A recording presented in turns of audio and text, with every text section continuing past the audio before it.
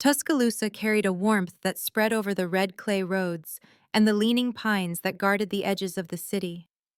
The evenings were quiet, but they held a heaviness that lingered like a memory someone tried to forget. In the center of that hush lived Marilyn Devereaux, a 29-year-old mother who had learned the art of survival far earlier than any woman should. She lived in a Section 8 apartment off 13th Street, a complex that had peeling paint, rusted railings, and children playing in the courtyard with shoes half untied. Inside her one-bedroom unit, Marilyn kept the lights dim to save on the power bill. The smell of beans simmered in an old pot rested in the air, and the faint sound of a cartoon drifted from the living room. Her son, Malik, 5 years old and wide-eyed with a boundless imagination, sat cross-legged on the floor, hugging a stuffed tiger whose fur was worn but still loved. Marilyn watched him with a tired smile. She had eaten only a half piece of toast that morning so that Malik could have the rest of the groceries. She had mastered pretending she was full. She had convinced herself that her stomach could wait, that Malik deserved every advantage she could give him, even if it meant she withered a little more every day. She moved slowly, holding her side, feeling the familiar ache of too many skipped meals. She brushed her hair back and adjusted the loose shirt hanging from her thin frame. She did not want Malik to notice that she was fading. She wanted him to see strength even when she had to borrow it. A knock came at the door. Not the gentle knock of a neighbor, but the impatient tap of someone who expected attention. Marilyn stiffened. She knew that pattern too well. She opened the door and saw Deshaun Reddick, Malik's father, leaning against the doorframe with that half grin he always used when he wanted something. He smelled of cologne and the faint scent of alcohol. His eyes were soft, but they always softened when he needed a place to land. "Marilyn," he said with a smooth voice that once charmed her into believing he would change.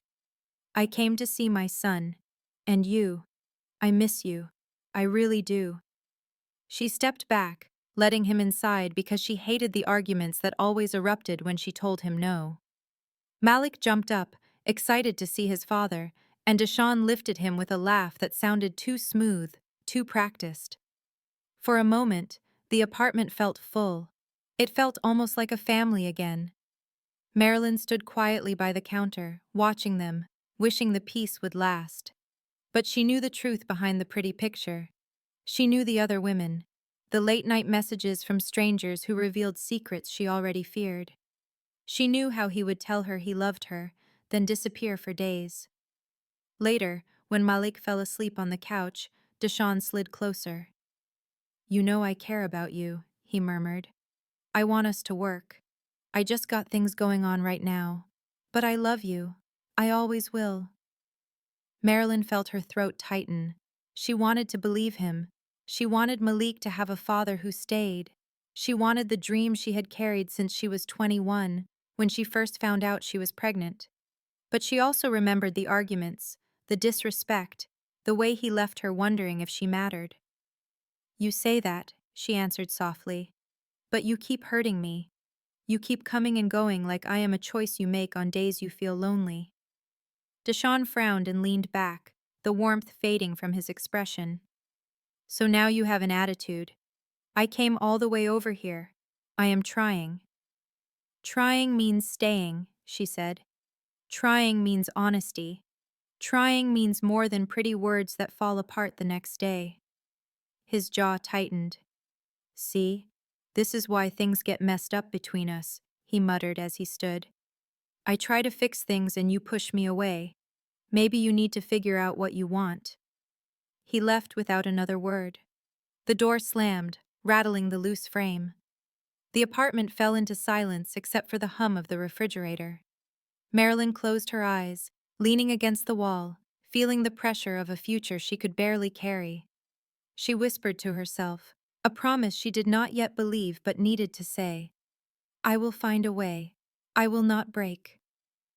Outside, Tuscaloosa stayed quiet, holding its breath around her story that had only begun to unfold. Morning in Tuscaloosa rose slowly, as if the sun had to push through the weight of the humid air and the long memories that hovered over the city. When Marilyn opened her eyes, she felt the ache first. Her stomach twisted with hunger, and her head throbbed from another night of restless sleep. Malik was curled beside her, tiny breaths puffing against her arm.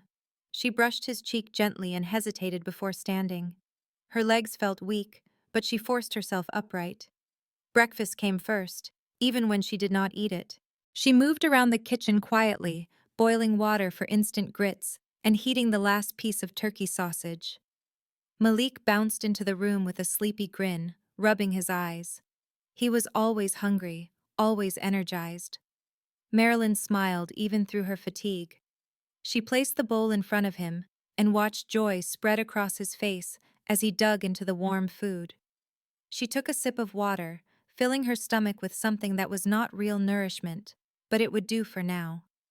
As she cleaned the dishes, her phone buzzed on the counter. A message from Deshawn. She tensed before she even opened it.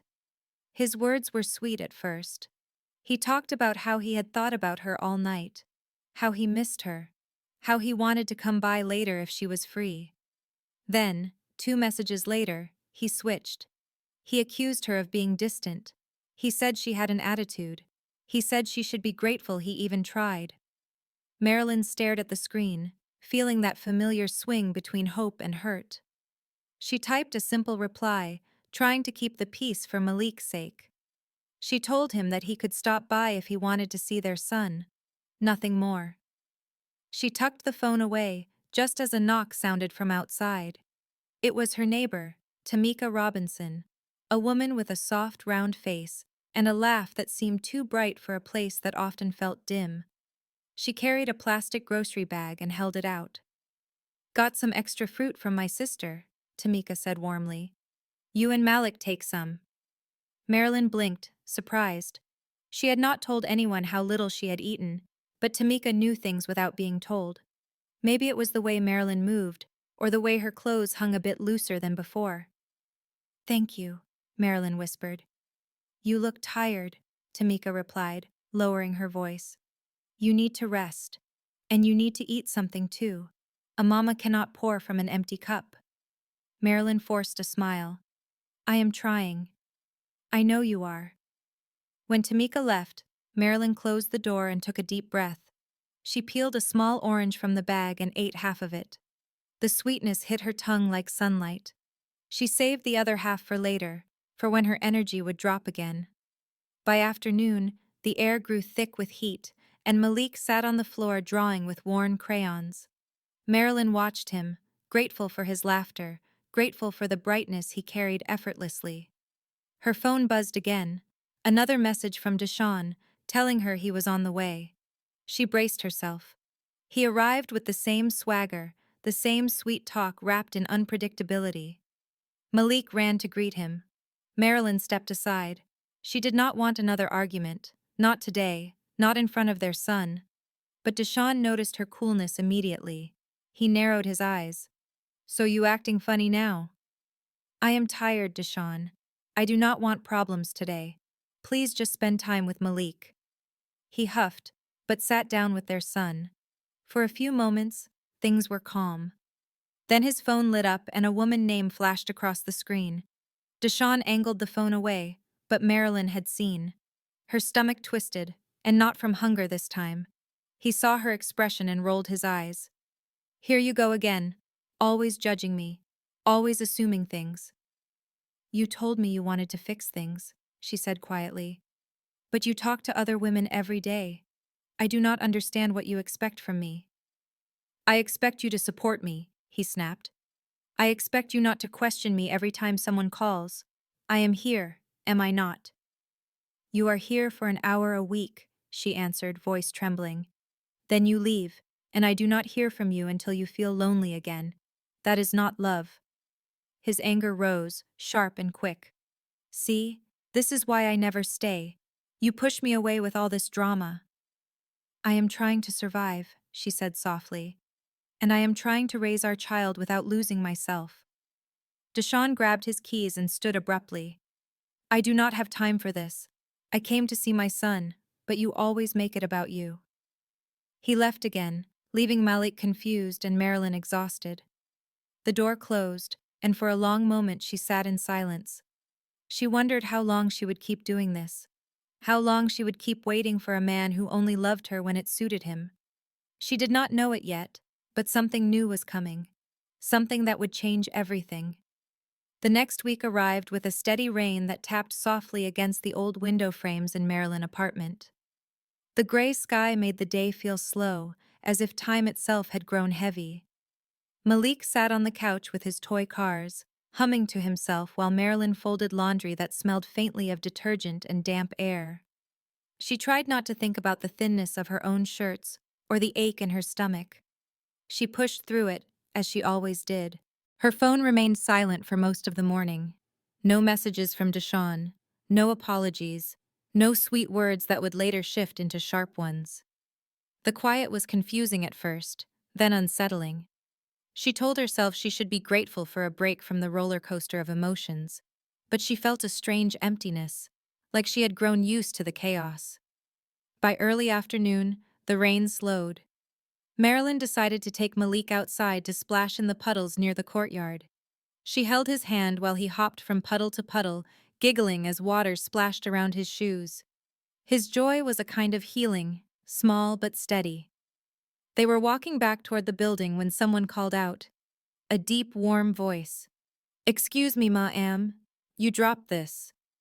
Marilyn turned and saw Leon Booker holding a small toy car that Malik had left behind. He was tall, with kind eyes and a calm presence that felt rare in a world filled with rushing people. His clothes were simple but neat, and he carried himself with quiet confidence. "Thank you," Marilyn said, taking the toy. "Malik loses things faster than I can keep up with them." Leon smiled. "Kids do that. My nephew keeps me running in circles every weekend." His voice was gentle, respectful, without the sharp edges she was used to. Marilyn nodded politely and began to walk away, but Leon spoke again. "I live in the next building. I see you around sometimes. I do not mean to bother you. I just thought I should introduce myself. I am Leon." "Marilyn," she replied softly. "This is Malik." Malik waved shyly before burying his face in her leg. Leon chuckled. "He is a smart kid, I can tell." Something about the moment felt warm, like a breath she did not realize she had been holding. She thanked him again and headed inside. She did not think too much about the encounter, but it stayed in her mind like a small light that refused to dim. That evening, while Malik slept with his arms wrapped around his stuffed tiger, Marilyn sat by the window and watched the last drops of rain fall. Her phone buzzed again. A new message. From Deshawn. He wrote long apologies. He told her he loved her, that he wanted to try again, that things would be different. He told her he missed his family. For a moment, Marilyn felt herself soften. She wanted to believe him. She always had. But then, another message followed. He accused her of ignoring him. He said she was acting brand new. He said she was probably talking to other men. The shift was fast and familiar, like watching a storm build in seconds.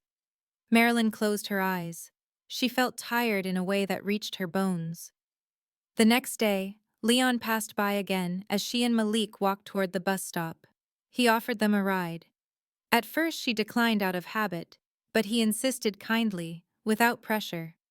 Malik was excited at the idea, so she agreed. Inside his car, the air smelled clean and warm. Leon asked her about her day, about Malik, about simple things that made her feel seen without feeling judged. She found herself laughing once, something she could not remember doing in weeks. When they reached the grocery store, Leon helped her carry bags, even though she protested. He simply said, "Everyone needs help sometimes." Marilyn could not argue because the truth settled inside her like a quiet truth she had long ignored. She did need help. She needed someone who did not take from her until she was empty. Over the next few days, Leon continued to check on her. Not in an intrusive way, but in a gentle, steady rhythm. Sometimes he brought Malik a small snack. Sometimes he asked if she needed anything from town. Sometimes he just said hello. The peace he brought felt unfamiliar. It felt like stepping into warm sunlight after months of standing in the cold. One evening, after Malik fell asleep, Marilyn found herself thinking about Leon more than she expected. Not in a romantic sense, not yet, but in a hopeful one. He made her feel like she mattered, like she was not invisible, like she was allowed to breathe. Her phone buzzed again. Deshawn.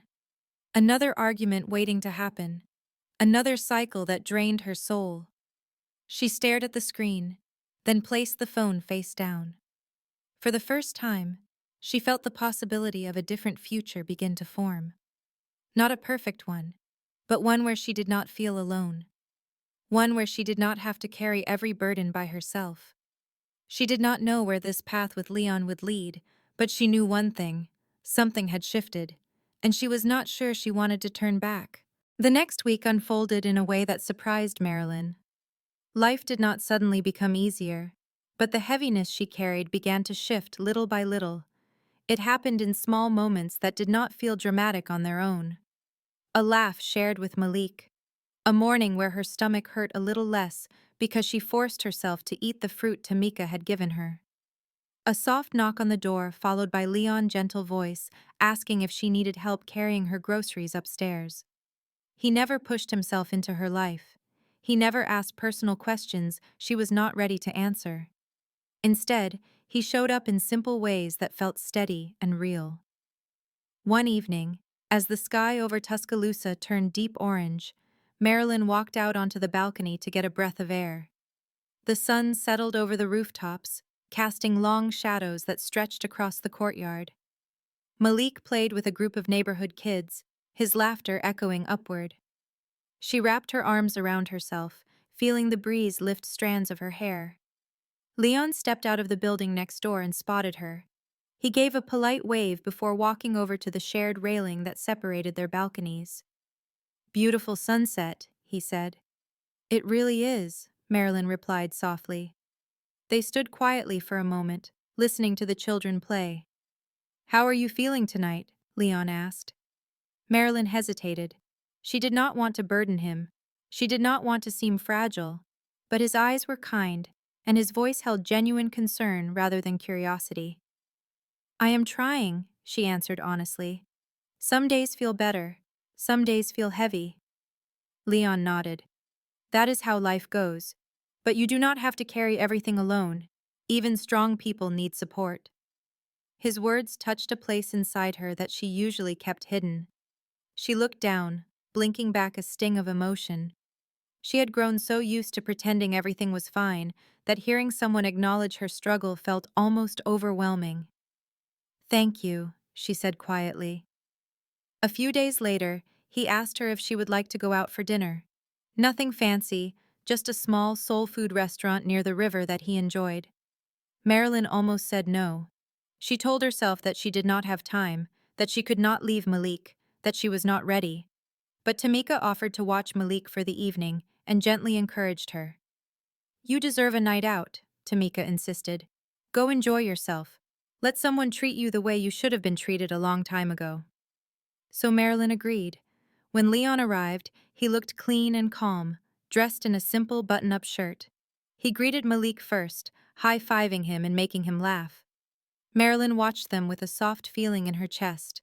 She almost did not recognize it. At the restaurant, Marilyn felt unsure at first. She had not been on a real date in years, but Leon made everything feel natural. He talked about his work as a warehouse supervisor, about his nephew, about his mother who lived in Birmingham. He asked about Malik's school and what he liked to draw. He did not pry into her past or question her choices. He simply listened and smiled when she spoke. For the first time in a long while, Marilyn felt seen. Not just as a mother, not just as someone struggling, but as a woman with value. When the food came, Leon gently pushed his plate toward her and said, "If you want more, take some. I am serious. You need to eat." She felt embarrassed for a moment, as if he could see through her thinness, through the sacrifices she tried to hide. But his tone held no judgment, only care. After dinner, they took a quiet walk near the Black Warrior River. Lights shimmered over the water like tiny stars scattered across the surface. Marilyn breathed deeply, taking in the calm she had not felt in years. "I had a really good time," she said. "So did I," Leon replied. "I hope we can do it again." They shared a gentle smile before heading home. But peace never came without interruption. When Marilyn returned to her apartment, her phone vibrated nonstop. 20 missed calls, multiple messages from Deshawn, long paragraphs filled with apologies that turned into accusations and then back into sweet words again. Her chest tightened. She sat on the edge of her bed while Malik slept peacefully in the next room. Her hands trembled as she scrolled through the messages. "Where you at? You ignoring me? You must be with someone else. I know how you get. I love you, and you doing me wrong. You always switch up." The cycle she knew too well. It felt like being pulled backward into a storm she was trying to escape. Leon texted her shortly after. "Thank you for tonight. I hope you rest well." A simple message. A gentle one. Two worlds pulling at her at the same time. She stared at both messages, the chaos of one and the peace of the other. Something inside her began to break loose, not in a painful way, but in a freeing one. She deserved peace. She deserved care. She deserved a life that did not drain her breath away. And she knew that she stood at the edge of a choice she had avoided for far too long. Marilyn barely slept that night.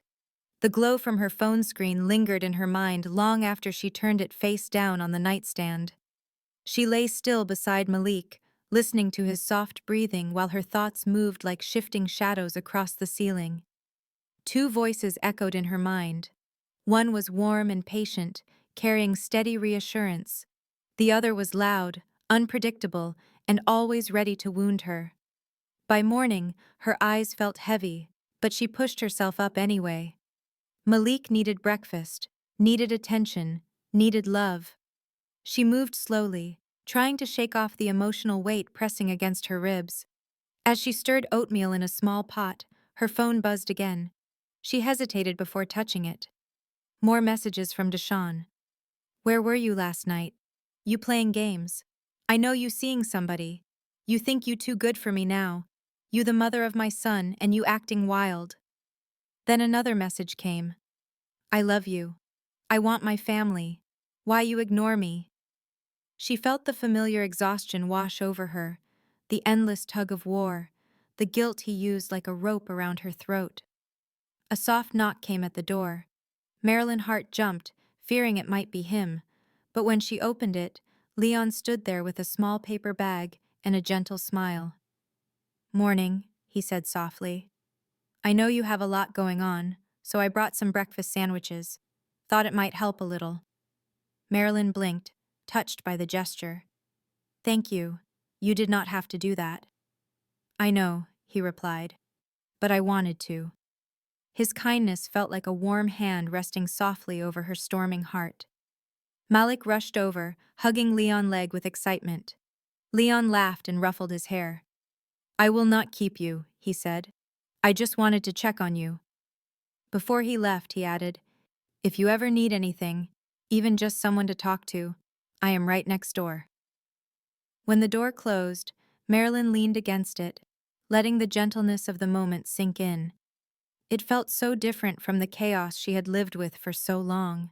It felt like breath, like calm, like something she had once believed she did not deserve.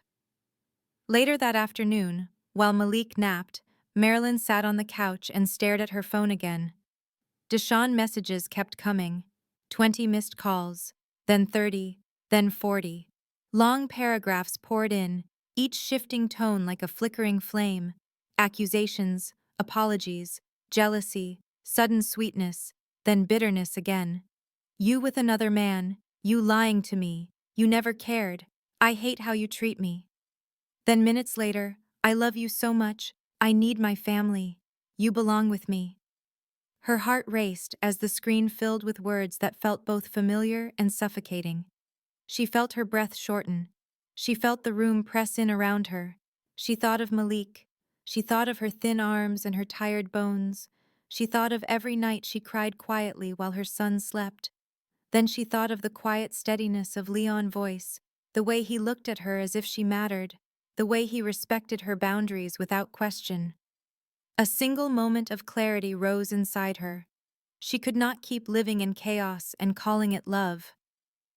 That evening, Leon knocked again, asking if she and Malik wanted to join him for a walk.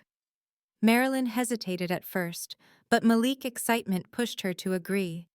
The air outside was warm with a slight breeze, and the sky shimmered with fading pink light. As they walked, Leon held Malik's hand and listened as he talked about his drawings and his favorite games. Marilyn watched them with a quiet wonder. Malik had never looked so comfortable around another adult. He had never laughed so freely with someone who was not family. Leon glanced at her. "You look deep in thought." "I am," she admitted. "There is a lot going on." "You do not have to explain," he said gently. "But I want you to know that you are strong. Stronger than you give yourself credit for." His words landed softly, like a truth she had always known, but never spoken aloud. As they walked back toward the apartment complex, Marilyn felt something shift inside her. A line drawn quietly but firmly. She knew she had to choose peace. Later that night, after Malik fell asleep, Marilyn sat at the edge of her bed with her phone in her lap. She scrolled through the messages from Deshawn one last time. The anger, the manipulation, the false promises, the possessiveness disguised as love. Her fingers trembled as she opened the settings and pressed the option she had feared for years, but now felt ready to choose. Block number. Her breath steadied as the screen confirmed it. The silence that followed was immediate, clean, powerful. For the first time in a long while, the world around her felt still. Not empty, but open, like a path she had not dared to walk had finally cleared. She set the phone aside and looked toward Malik's room, where her son slept peacefully. Then she thought of Leon, with his patient eyes and steady kindness. The world had not changed overnight, but she had, and nothing felt more important than that. The following days in Tuscaloosa unfolded with a calmness that felt almost unfamiliar. The silence on Marilyn's phone was not frightening anymore. It did not feel like something was missing. Instead, it felt like a weight had been lifted from her chest. A quiet kind of freedom. No more buzzing messages demanding her attention. No more long paragraphs filled with accusations and confusion. No more storm waiting on the other side of every notification. She moved through her days with a steadier step. Her body still felt weak from months of neglect, but she forced herself to take small bites with Malik during meals. She noticed the way her energy returned little by little. Her hands did not shake as often. Her breaths did not strain against the tightness in her chest. She still felt tired, but now it was a kind of tired she could rest from, not a tired that consumed her. Leon remained in her life, present but patient. He never asked details about why she had been so distressed. He never pushed for explanations. Instead, he offered something rarer: consistency. He helped her carry groceries. He sat with her on the steps in the evening while Malik played in the courtyard. Sometimes they talked about simple things. Sometimes they sat quietly, sharing a kind of peace that felt healing. One warm Saturday, he invited her and Malik to visit his sister's house for a small cookout. At first, Marilyn hesitated. She was not sure she was ready to meet people close to him. But Malik begged to go, excited at the idea of a backyard and real barbecue, so she agreed. Leon's sister, Danielle, welcomed them warmly. She had a gentle laugh and a wide smile that made Marilyn feel instantly at ease. Children ran around the yard while the smell of grilled chicken filled the air. Malik played with Leon's nephew, chasing each other across the grass with playful shrieks. Marilyn stood by the picnic table, watching them while feeling something soften inside her chest. She felt safe. She felt included. She felt like her presence mattered. Leon walked over and handed her a plate. "Eat," he said simply. "You need this." She smiled shyly and took the plate. They sat together under a shade tree, watching the children play. "You look lighter," Leon said after a moment. "I feel lighter," Marilyn admitted. "It has been a long time since I felt safe." "You deserve to feel safe every day," he said. "You deserve people who care for you the way you care for others." His words settled deep into her. She felt the truth of them, even if she was still learning how to accept that kind of care. Later, as the sun dipped behind the trees, Malik fell asleep in the back seat during the drive home. Marilyn watched the sky through the passenger window, colors blending into soft shades of blue and gold. The world looked different somehow, not completely healed, but beginning to heal. As the days passed, Leon grew closer to them. He never rushed her, never demanded more than she could give. But he made room for her. He made room for Malik. And slowly, carefully, Marilyn began to make room for him too. One evening, after helping her carry laundry up the stairs, Leon paused at her door. He shifted his weight slightly, as if debating whether to speak.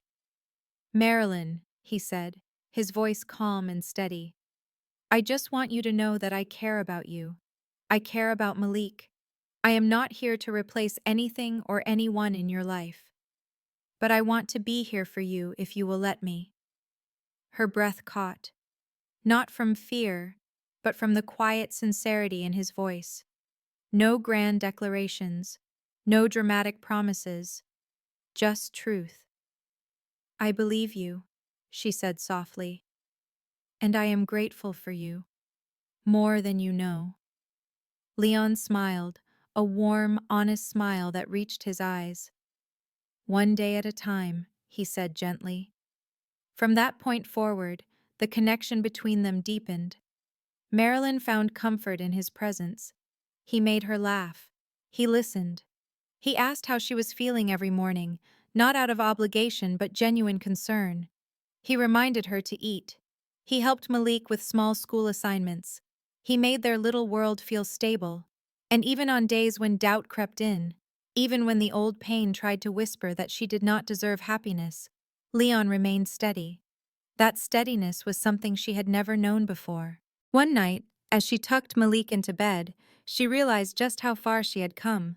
Her life was still difficult. Her finances were still stretched thin. Her body still needed time to fully recover. But she was no longer trapped in the exhausting cycle of emotional turmoil. She no longer felt the constant tension of waiting for the next message, the next argument, the next moment that would shatter the fragile peace of her mind. She looked around the apartment, at the dim light, at the old furniture, at the toys scattered across the floor. Everything looked the same, yet felt different. Because she was different. Later, standing on her small balcony under the quiet Tuscaloosa night sky, she let the warm air fill her lungs. She could hear distant laughter from the courtyard. She could hear the soft hum of traffic. She could feel the peace she had fought so long to find. Her life was not perfect, but it was hers. And for the first time, it felt like it was moving towards something good. She thought of Malik's future. She thought of her own. She thought of Leon's kindness. And she thought of the moment she pressed that block button and finally let go of the man who had kept her spirit tangled for years. Letting go did not break her. It freed her. She closed her eyes and whispered to the quiet night air, "I deserve this peace. I deserve someone who truly cares. I deserve to move forward." And the night, soft and steady around her, seemed to whisper back, "Yes, you do."